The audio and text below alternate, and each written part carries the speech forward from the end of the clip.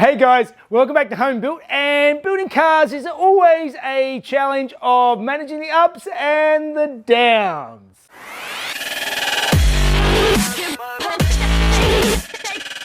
Yes guys, welcome back. Those watching the last episode will have seen that I actually got Harry registered. These big ugly yellow plates, which are temporary, are actually mean I can drive Harry on the road. And I was driving Harry this morning, running around doing a few errands just in town. So everything's running nice. Driving it to and from the motor registry yesterday was all fine. Actually, went to a friend's place only just up the street this morning, and we were just sort of looking back at the car and noticed a bit of a glint under the car, and I thought, he's like, is that leaking? I'm like, no, it can't be leaking.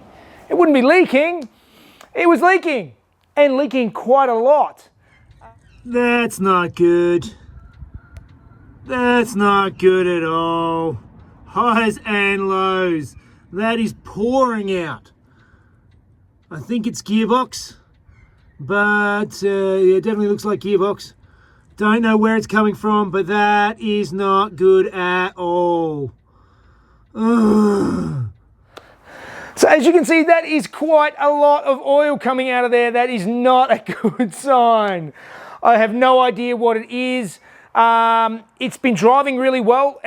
Even driving back from his place, there was a small sort of, well, small-ish, like a sort of a 100 mil round size puddle after 5 minutes at his place, and I thought, oh, I better get it back. So I drove it quickly back here. It was only about 1 kilometre away, and got it back into the driveway. And as soon as I stopped, it was just a massive pull. Basically, the gearbox was dumping all of its oil straight onto the ground, and I'm thinking it's a seal or it's a fuel plug that's come out or something like that, because the gearbox is working fine. It changes gears nicely and smoothly. Even the 915 gearboxes are apparently prone to making a lot of whine in fifth gear when they get sort of worn out.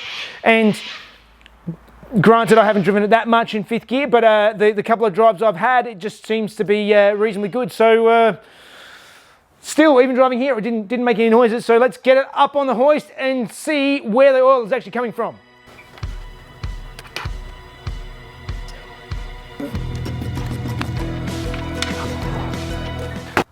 Okay, so I've done a bit of inspection, and I can see where the oil's coming from. It's coming from the speedo cable hole. Now, I know my speedo is dead. I actually have a spare speedo cable that I was going to install. I'm not sure what the go is with that. I'm not sure what the seal is, if that's something that is common or not, but that's where it's coming from. So hopefully this is not a catastrophic fix. It's just a seal or something, and I can get it sorted. Well, I've done a little bit of research, and it appears that it is actually just a seal. There is a seal that goes in around where the speedo cable goes. By the sounds of things, it's sort of semi-common, particularly when the speedo stops working, which it has. There's a bit of an issue there. So I've ordered a new seal, but that's going to be a few days. I am so lucky that I said, went to a mate's place, noticed the oil, came back, and it was pouring out. I was about to go on about a 20k drive just to go and have lunch somewhere with friends. It more than likely would have run out of oil, seized the gearbox, and I would have had a whole world of problems. As it is, the gearbox seems fine. As I said, I drove back here, and when I stopped the whole way back, it was sounding fine. It didn't no nasty noises or anything. So I think as far as bad things go, that's probably the best outcome.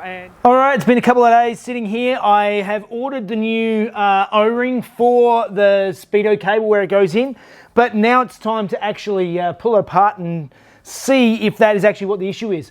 I'm hoping I can get in there and actually tackle it nicely, but we'll just see what I can get into. If I need to, I can.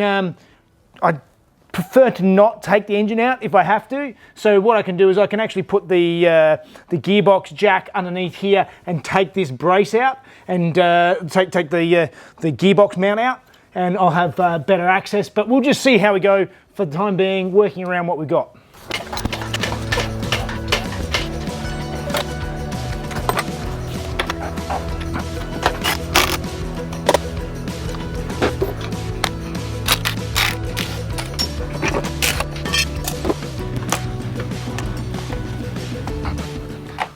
All right, so what we can see here in the center, that green O-ring is what I thought was gone, but that's not actually the case.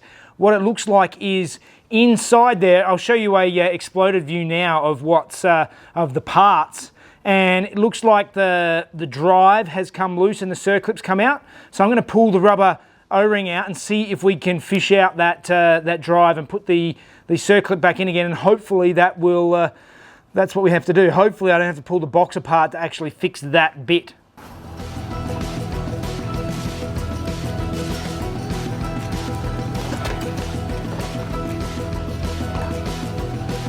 Yeah.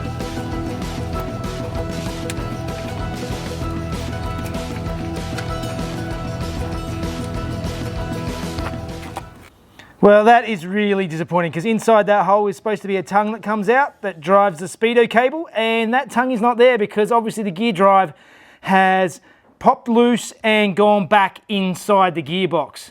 I've fished around in there with a magnet to see if I could sort of grab the end of it and pull it back out and clip it back in. Not much luck so far. I'm going to do a bit of research and see what I need to do, but I think this is going to be a gearbox out rebuild job. At least just to do that. I don't think I'm going to need to rebuild the entire gearbox at this stage. The gearbox felt great. It's just that drive that is wrecking my whole day. All right, so I thought I would have a better look, and I went over to Benny's and I borrowed this bore scope, and you can actually get into the box and I can actually see the shaft lying down on its side in the in a sort of pool of oil in the bottom of the rear housing of the box. I've tried to play with it a couple of times with a magnet, and I don't think I'm going to get it out that way. I think the only proper way to get it out is to take the engine and gearbox down and take the rear housing off of the gearbox. It's a lot of work, but I think that's the only way I'm going to get it out. So with the bore scope here going in through the hole, and you can see the shaft right there, and you can see that flat section on the end of the shaft there. That is actually what's supposed to be poking out through the hole and connecting to my speedo cable. No, that is confirmed it. Basically, I can get the bore scope through. It's a tiny little hole. It's probably only about an 8mm hole that I've got to fit this bore scope through. I can just get like a thin bit of coat hanger wire in there next to the bore scope. But there is no way I'm going to be able to turn that little shaft around and guide it back through the hole. It is held on from the outside of the hole. So basically, if you could get the shaft through and hold it on this side, it's just got a little, it's got a washer and a circlip on it held from the outside. So in theory, it could be done. In practice, it's too hard. The magnet, it's sort of, yeah, it's just not going to work. So that means I need to pull the entire engine and gearbox out. I have to do a service on the car anyway. It needs another oil change and stuff because it's still in its running in phase. You need to keep flushing that oil through and getting rid of all the little particles and stuff. So let's pull the engine. Okay, well that is really disappointing. I only had I drove it back from the Motors Registry in the afternoon. The following morning I got 15 minutes of driving and then he's dead. It's so frustrating. I just want to drive it. But I am going to pull the engine. I've ordered all the parts. I've ordered another gasket for the nose cone of the gearbox. Yeah, there's just no way I'm pulling that little shaft back out through that hole again without pulling it all apart. I've ordered the another clip and the seal and a washer. They're just the. It's relatively small, simple parts that have caught me up, but it means pulling the whole engine, pulling that nose cone off, and replacing that gasket when I put it back together again. Fingers crossed it doesn't leak. In any case, there's still plenty more to come on Harry. Obviously, I've got to fix it, and when I do get it on the road, I've still got lots of things to refine it and get it just the perfect road car, and then there'll be track days and all sorts of stuff. So plenty more to come.